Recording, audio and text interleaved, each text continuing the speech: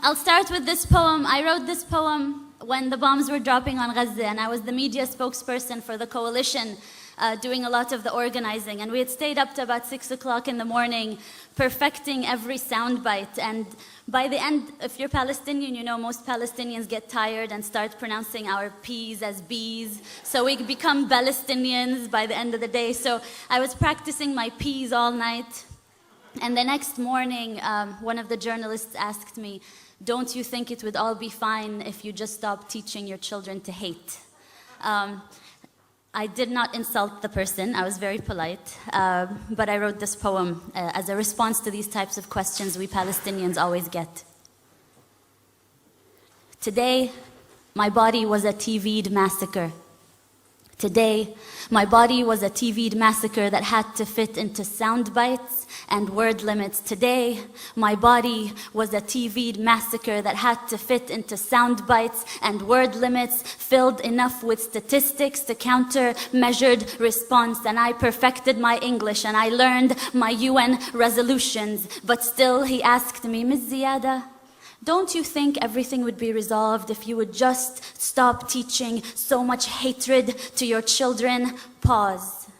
I look inside of me for strength to be patient, but patience is not at the tip of my tongue as the bombs drop over Gaza. Patience has just escaped me. Pause. Smile. We teach life, sir. Rafeef, remember to smile. Pause. We teach life, sir. We Palestinians teach life after they have occupied the last sky. We teach life after they have built their settlements and apartheid walls. After the last skies, we teach life, sir.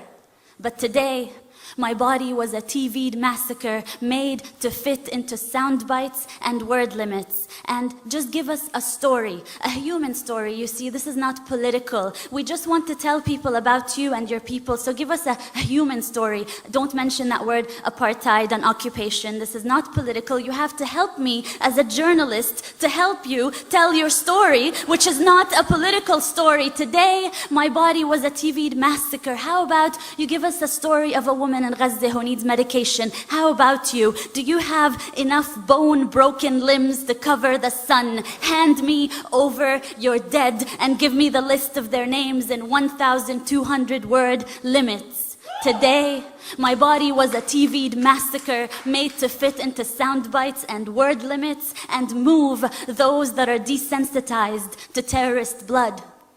But they felt sorry.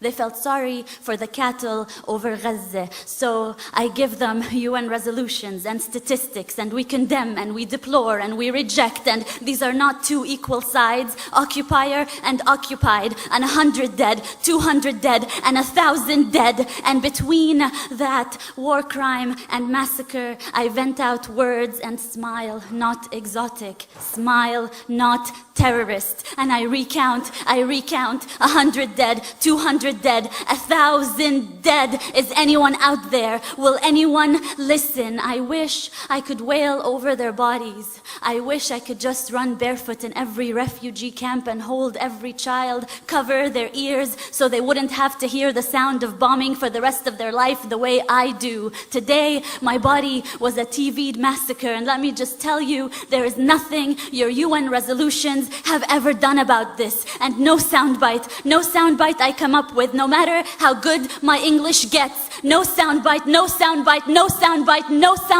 will bring them back to life. No soundbite will fix this. We teach life, sir. We teach life, sir. We Palestinians wake up every morning to teach the rest of the world life, sir.